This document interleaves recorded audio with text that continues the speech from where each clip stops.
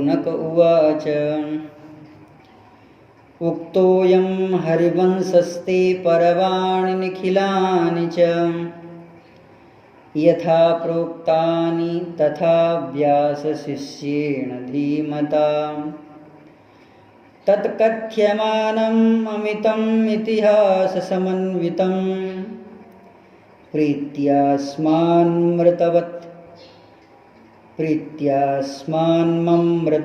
अवत् सर्वपापविनाशनम्। अखिल ब्रह्मांड नियंता परम अकारण करुणा वर्णालय भक्तवांछा कल्पतरु भक्तवत्सल शरणागत वत्सल श्रीमद् दशरथ नंदन कौशल राज किशोर श्री जानकी जीवन धन भगवान श्री राघवेंद्र सरकार की महती अनुकंपा कृपा से आज श्री नृसिंह चतुर्दशी तिथि है। भगवान नरकेहरी का हम सब ध्यान करते हैं। वैशाख मासे चतुर्दशी शीता निशा मुखे नीलभेन संयुता सोमोऽवतारो नृहरेरभूत् अथो व्रतोत्सवं तत्र मुदा समाचरेत्। जो तिथि भगवान के स्मरण की है, वैशाख मास शुक्ल पक्ष चतुर्दशी स्वाति नक्षत्र से जो युक्त है, दिन सोमवार है, भगवान नृसिंह का अवतार। भगवान अपने भक्तों के ऊपर कृपा करने के लिए अत्यंत महद विग्रह स्वरूप धारण करते हैं। अवतार कथा सप्तम स्कंध में श्री प्रहलाद जी महाराज के दिव्य चरित्र का गायन श्री शुकाचार्य जी महाराज ने किया है।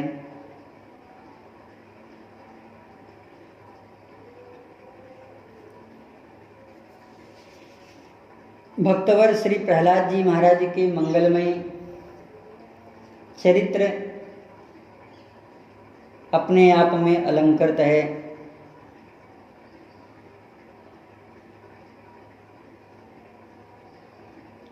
श्री प्रहलाद जी महाराज का जो दिव्य स्वरूप है,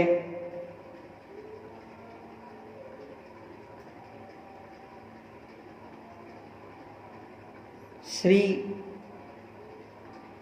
कश्यप जी महाराज उसका स्मरण करते हैं। जिस अपराध से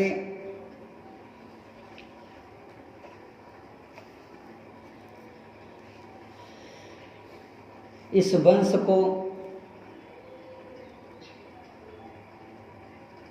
निष्कलंक बनाएगा, वह तुम्हारा जो प्रपौत्र होगा वह भगवत भक्त होगा।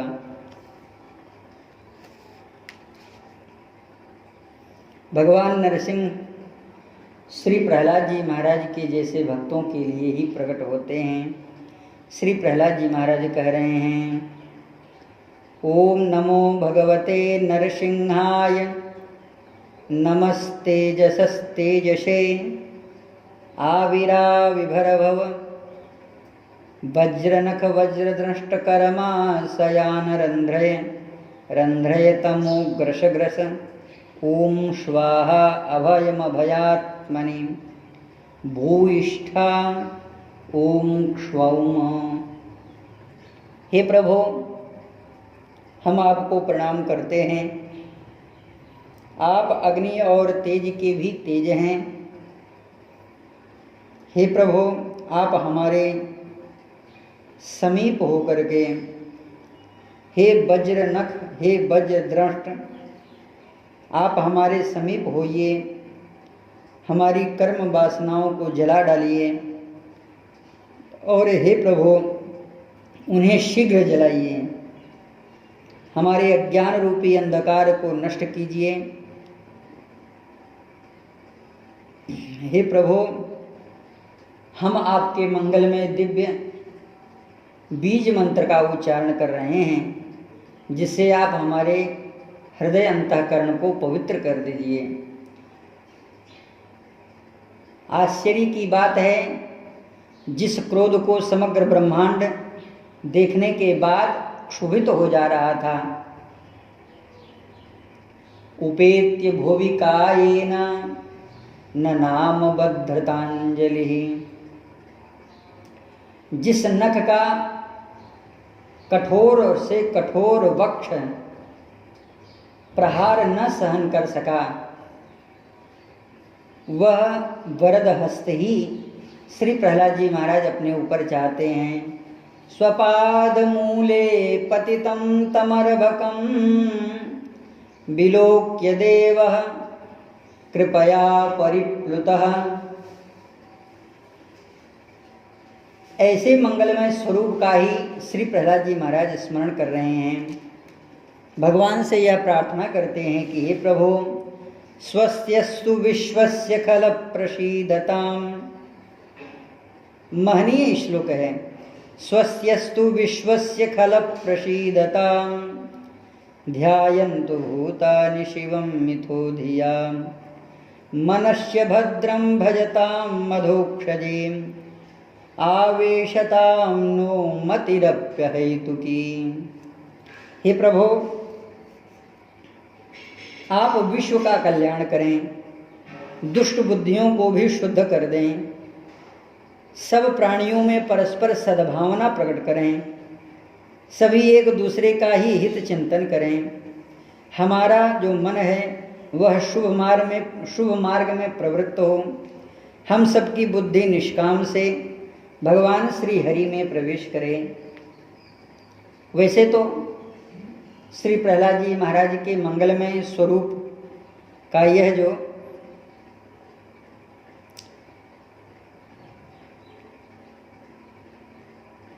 षष्ठपदी श्लोक है, बड़ा ही दिव्य है। लेकिन एक दो श्लोकों का और हम सब दर्शन करें। यत् संगलब्धम निज वीर्य वैभवम, तीर्थम मोहम संस्पृशताम हिमानशम, हरत्यजोन्तः श्रुतिभिर्गतोऽंगजं, को वै न सेवेत मुकुंद विक्रमम। हे प्रभु, आपके मंगलमय चरित्र लीलाओं का कौन नहीं श्रवण करना चाहेगा।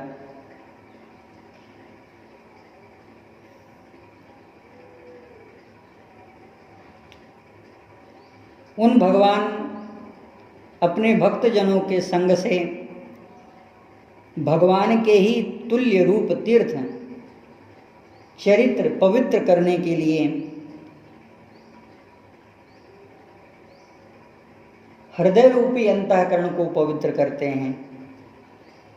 उनका बार बार स्मरण करने से जो श्रोत्रेंद्रिय हैं, उसी के मार्ग से भगवान का प्रवेश हो जाता है। स्कंद पुराण में श्री हनुमान जी महाराज भगवान से कह रहे हैं, हरे नारसिंहाय दैत्यराज विदारिणी। हे प्रभु, मैंने आपके मंगलमय स्वरूप का दर्शन किया है कि आप भक्तवर श्री प्रहलाद जी महाराज को अपनी गोद में रख करके उनका आस्वाद प्राप्त कर रहे हैं। दूसरा स्वरूप देखा है, दैत्यराज विदारिणे, नमोश्वहिल्यास संसाप चापहारिणे। श्री गरुड़ जी महाराज भगवान दिव्य वपु धारण करने वाले श्री हनुमान जी महाराज को भी नरसिंह भगवान के रूप में देखते हैं और श्री प्रहलाद जी महाराज भगवान से यह प्रार्थना कर रहे हैं, तस्माद् रजो राग विषाद मन्यु मानस्पृहा भय दैन्यादिमूलम, हित्वा गृहं संसृति चक्रवालं, नृसिंह पादां भजतां कुतो भयम्। अथ ध्यानम्। यह अथर्वण वेद से संयुक्त एक उप पुराण है, उपवेद है, और उपवेद का एक अलग पुराण है, उसमें यह वर्णन है। अथ ध्यानं प्रवक्ष्यामि शृणु सर्वांग सुंदरम तत्कृतं देवदेवेश ध्यानं हनुमत प्रियं पंचवक्त्रं महाभीमं।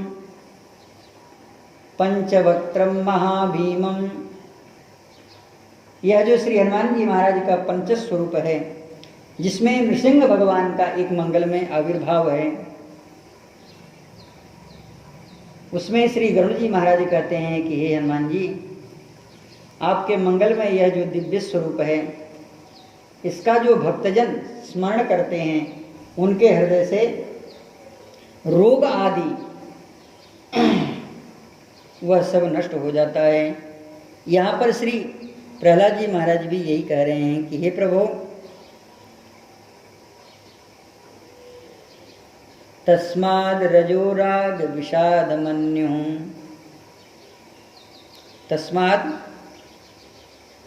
हे प्रभु, हम असुरगण मृग तृष्णा आदि विषाद, क्रोध, अभिमान और इच्छा, भय तथा दीनता, मानसिक संताप के मूल तथा जन्म मरण रूपी संसार चक्र के भय से डरे हुए हैं।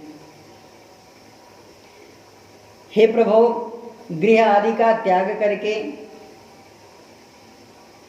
जन्म के स्वभाव आदि का त्याग करके हम आपके मंगल में श्री चरण कमल का आश्रय लेते हैं। नृसिंह पादम भजता, भजन करने से हुआ क्या? कहा अकुतो भयम मिति, हमारे जो भय का है वह भय सर्वथा निर्मूल हो गया है।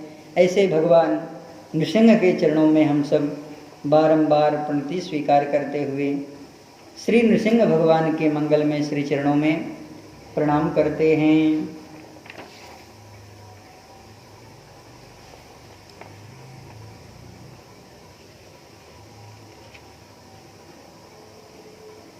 और अपने मंगल में पूर्व गत शत्र की भांति पुनः अपने प्रसंग में प्रवेश करें। पूर्व प्रसंग में हम सब श्री हरिवंश के भविष्य पर्व में दर्शन कर रहे हैं। शौनक आदि ऋषियों ने यह प्रश्न किया है कि हे बुद्धिमान सूतनंदन शौती, जिस विषय का आपने वर्णन किया पूर्वोक्त में, उसके बाद क्या हुआ? उस वंश का वर्णन करें। क्या वह कुरुवंश विलीन हो गया?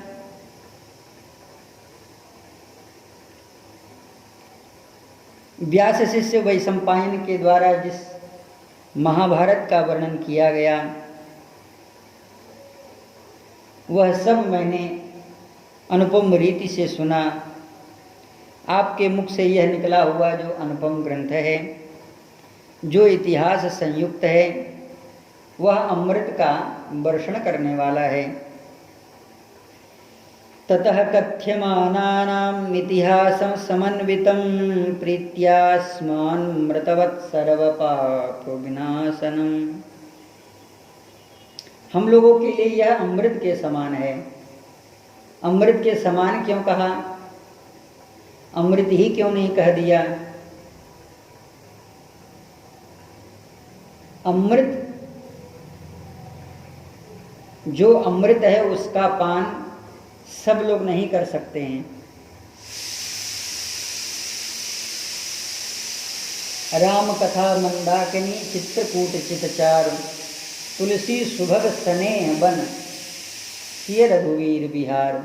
जिनके हृदय में श्री रघुनाथ जी निवास करते हैं, उन्हीं को यह कथा, यह अमृत प्राप्त होता है।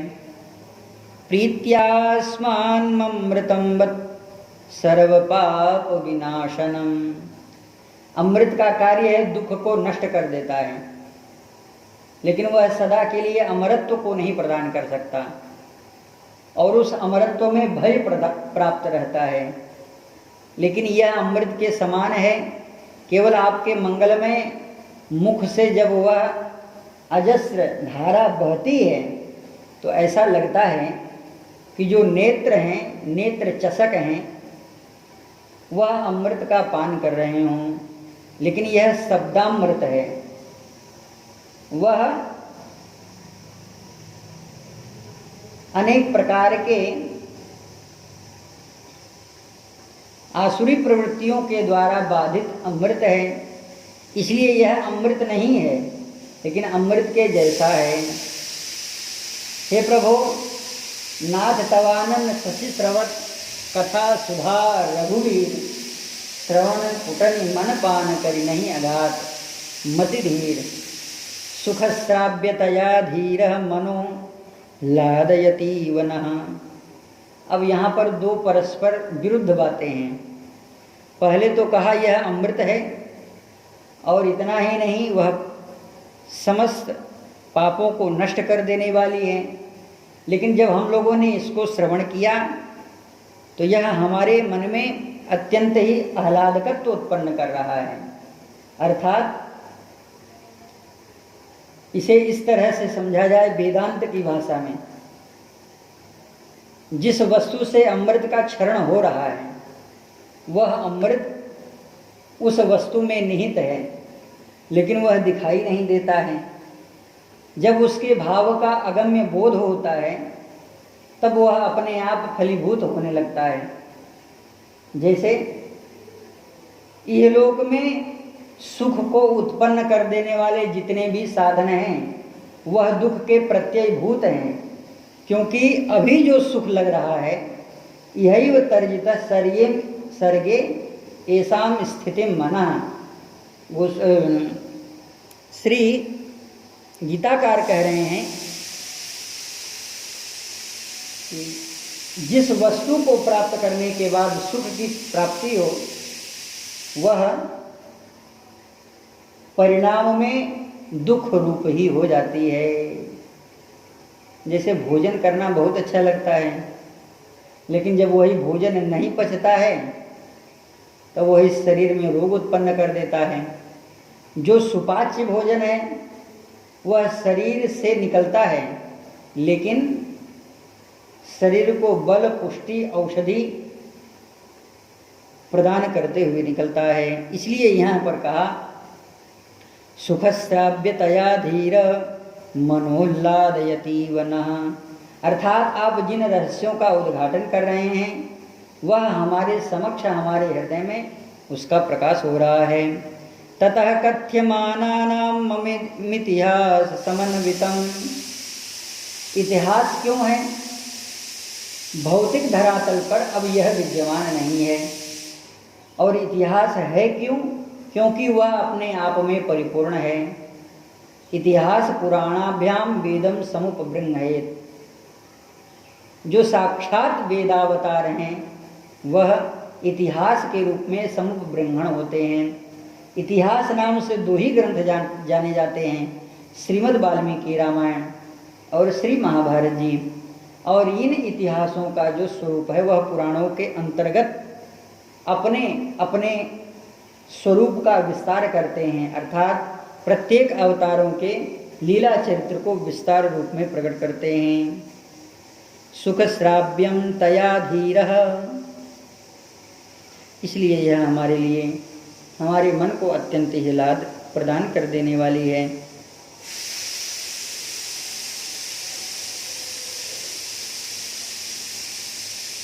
मानो अगर यहाँ पर उग्र श्रवा यह पूछें कि हे ऋषियों, तो फिर आप जानना क्या चाहते हो? यद्यपि जो मैं आपके समक्ष रख रहा हूँ, जिस विषय का प्रतिपादन कर रहा हूँ, वह पूर्व नियुक्त है, पहले से ही किया हुआ है। अब आप क्या जानना चाहते हो? इसके लिए कह रहे हैं जनमेजय नृपति श्रुत्वा चाख्यानमुत्तमं शौते किम करोत् पश्चात् सर्पशत्र तदंतरम। जब सर्पशत्र शांत हो गया इसके बाद राजा जन्मेजय ने क्या किया? हे प्रभु, आप यह हमें बताने की कृपा करें। अब श्री उग्रश्रवा महर्षि कह रहे हैं, शौतिरुवाच जनमेजयस्तु स नृपः श्रुत्वा चाख्यानमुत्तमं यदारभत तदाख्यास्ये शर्पशत्रादनन्तरम् तस्मिन् सत्रे समाप्तेऽथ राजा पारीक्षितस्तदा यष्टुं स वाजिमेधेन संभारान्मुपचक्रमे। सर्पशत्र समाप्त हुआ, लेकिन यज्ञ के लिए एकत्रित जितनी भी सामग्रियां थीं वह वेस्ट न हो जाएं, वह अतिरिक्त न हो जाएं, उनका दुरुपयोग न हो जाए। इसलिए राजा जन्मेजय के मन में एक संकल्प प्रकट हुआ, इस समय मैं अश्वमेध यज्ञ करूं। पुनः आचार्यों को बुलाया है। सभी आचार्यों से प्रणतिपूर्वक यह निवेदन किया कि महाराज, मैं अश्वमेध यज्ञ करना चाहता हूँ, इसलिए आप लोग इस समय यज्ञ के अश्व को आप लोग छोड़िए।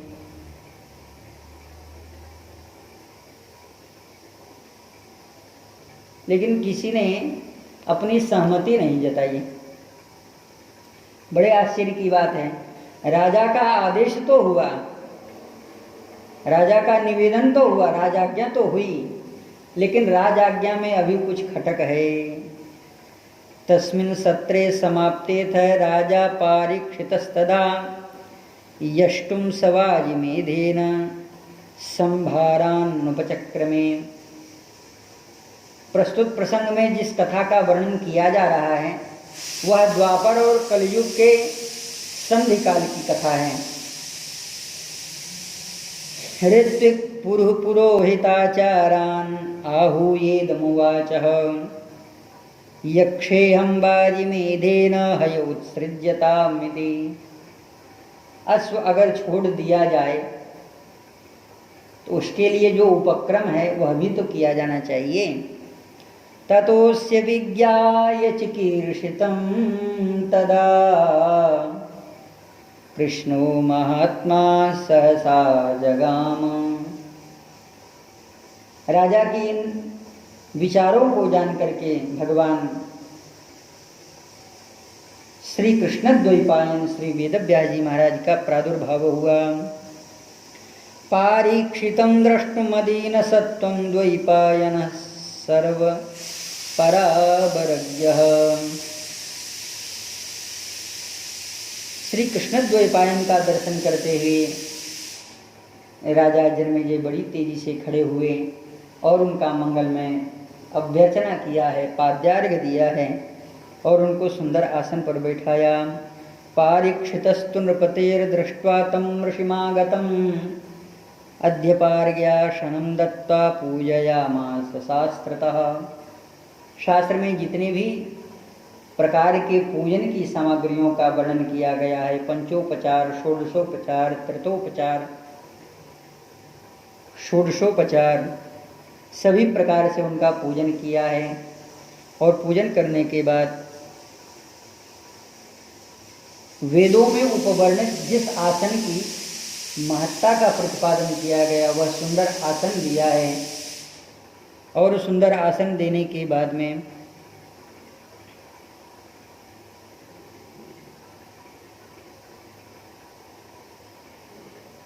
भगवान व्यास के चरणों में प्रणाम किया।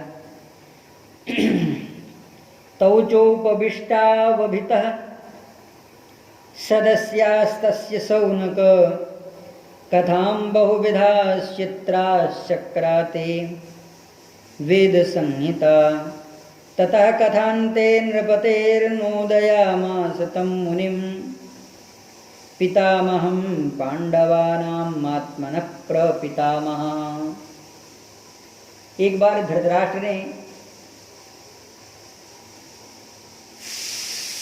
भगवान व्यास से जो प्रश्न किया था वही प्रश्न आज जन्मेजय भगवान व्यास से करना चाहते हैं।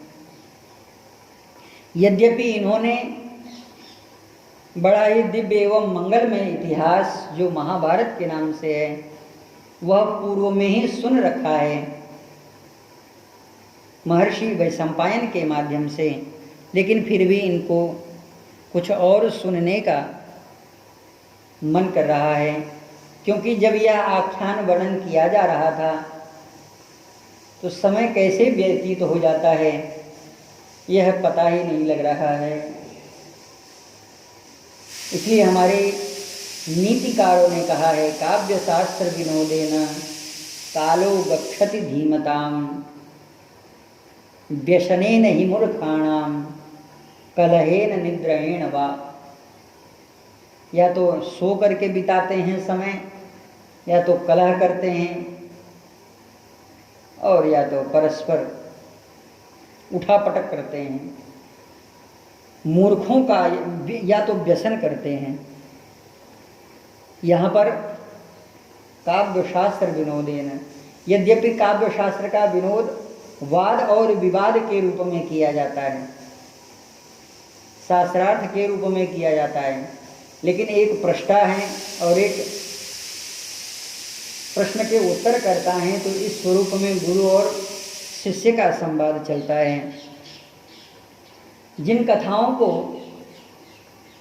पूर्व में व्यास शिष्य वैशंपायन महर्षि के द्वारा सुना गया है, उन्हीं स्वरूपों को कुछ जिज्ञासा के रूप में भगवान व्यास से सुनना चाहते हैं। महर्षि वैशंपायन ने पूर्व में जो वर्णित हुआ वह सब कुछ अपनी आंखों से देख करके जन्मेजय को सुनाया था, यानी भूत का वर्तमान में सुनाया था। अब भगवान व्यास स्वयं जो साक्षात इस सभा मंडप में विराजमान हैं, जिनका मंगल में भद्र वेदिकासन पर स्वरूप परिलक्षित हो रहा है, अब ये भविष्य के विषय में प्रश्न करना चाहते हैं, क्योंकि जो इतिहास है वह भूत में किया गया प्रश्न था, और जो अब पूछने जा रहे हैं वह भविष्य के स्वरूप का दर्शन करना चाहते हैं। यद्यपि यह सब कुछ संभव नहीं है। जिस भविष्य को देख करके श्री भगवान व्यास ने युधिष्ठिर जी महाराज से यही कहा था कि तुम यह यज्ञ करके बड़ा ही भयावह समय उपस्थित कर रहे हो, और इसका जो भी कारण होगा वह हे धर्मराज युधिष्ठिर, भगवान काल तुम्हें ही वह सारा भार आरोपित करेंगे। भगवान काल के विषय में आज वही प्रश्न है। श्री जन्मेजय जी महाराज का ततः कथान्ते नृपतिर्नोदयामास तम मुनिम पितामहं पांडवानां आत्मनः प्रपितामहं महाभारतमाख्यानं बहुअर्थं श्रुति विस्तरम। यहाँ पर महाभारत जी को बहुअर्थक कहा गया है, अर्थात जिस अर्थ से महाभारत के आख्यानों का हम दर्शन करेंगे वह उसी अर्थ में प्रकट हो जाते हैं। लेकिन बड़े आश्चर्य की बात है, यह हम अपने स्वार्थ के ऊपर अर्थ नहीं कर सकते हैं, क्योंकि जो स्वार्थ है वह दोषों का अनेक प्रकार के दोषों का पूरक होता है, और जब यह अर्थ स्वार्थ में किया जाता है तो यह विनाशकारी होता है, और जब इन आख्यानों का अर्थ परमार्थ के रूप में किया जाता है